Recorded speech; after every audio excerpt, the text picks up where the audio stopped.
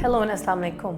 I'm Marwa Mohkim Sheikh. Welcome to Narramus. At the Alaska summit, Vladimir Putin demonstrated that he is in no rush to end the conflict in Ukraine without securing political and territorial concessions.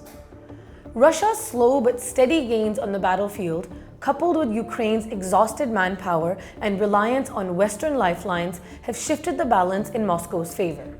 Unlike Trump, who thrives on the optics of deal-making and presenting himself as a global peacemaker, Putin's approach is deliberate. He is crafting a detailed peace plan, not a temporary ceasefire, in order to extract binding guarantees. Ukrainian neutrality, recognition of Crimea, lifting of sanctions, and institutionalized cultural rights for Russians within Ukraine. For Putin, accepting a ceasefire without these concessions would be tantamount to handing the West an opportunity to rearm Kiev and prolong the conflict on more dangerous terms.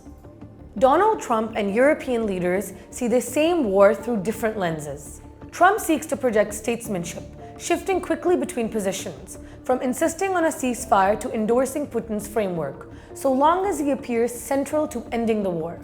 His primary currency is optics, not strategic sequencing. Europe, however, remains deeply cautious.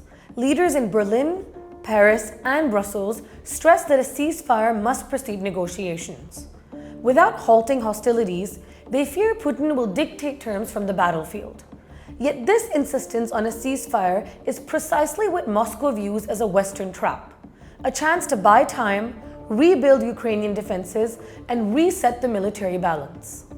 This divergence between Trump's theatrical diplomacy and Europe's sequencing logic reveals cracks in the Western alliance that Putin can exploit. Europe's strategy rests on a paradox. On the one hand, it wants immediate peace to reduce refugee flows, contain economic shocks, and prevent escalation on its doorstep. On the other, by arming Ukraine and rejecting premature concessions, Europe effectively commits itself to sustaining the war if Moscow refuses a ceasefire. This gamble carries immense risks. Ukraine may hold out longer with Western weapons, but the war could metastasize into Europe itself. The Afghan war offers a cautionary precedent. Pakistan, once a rare base for anti-Soviet resistance, became hostage to extremism, militancy, and instability that spilled across its society for decades. Europe faces a similar threat: weapons proliferation, entrenched refugee crises, and radicalized movements could destabilize its political order. Prolonged conflict risks feeding precisely the forces Europe most fears. Nationalist and neo-Nazi movements, already simmering in parts of Eastern and Central Europe, thrive on insecurity, refugee flows, and disillusionment with political elites.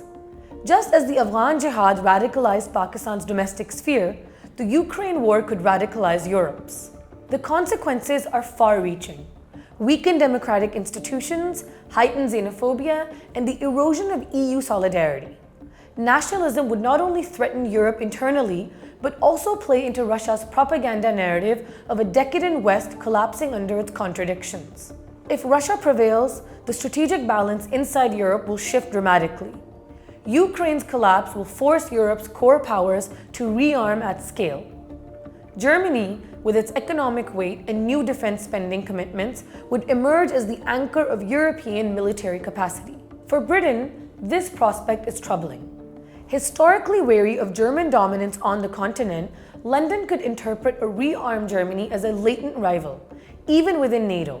Ironically, a Russian victory may revive dormant geopolitical tensions inside the Western alliance, pitting German assertiveness against British caution. The EU could thus face not only external pressure from Moscow, but internal fractures driven by shifting power balances. Thus, the Ukraine war is not about NATO expansion, but Europe's internal balance of power. The real question is whether the US and UK will permit Russian oil and gas to return to Europe. Cheap energy once powered German industry, giving Berlin dominance and the prospect of independence. Washington cannot afford an autonomous Europe, while London seeks to block any continental hegemon. Germany wants energy restored for survival. France, less reliant, tolerates the cutoff to restrain Berlin. For Putin, energy trade is leverage, but land is non-negotiable. Crimea and Donbass are strategic depth, not chips to exchange. Putin's battlefield strength, Trump's performative diplomacy, and Europe's conditional strategies have created a dangerous equilibrium. Europe demands a ceasefire first, but Moscow sees it as a trap. Trump seeks headlines, not sequencing. Ukraine is exhausted, yet cannot afford defeat. The longer this contradiction persists, the greater the danger for Europe itself.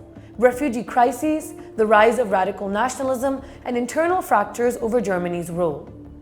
As Afghanistan destabilized Pakistan for decades, so too could Ukraine's war destabilize Europe, unless Western leaders find a path that addresses not only Ukraine's sovereignty, but also Europe's own survival as a coherent, democratic bloc. What are your thoughts? Let us know in the comments below. Until next time, Allah Hafiz.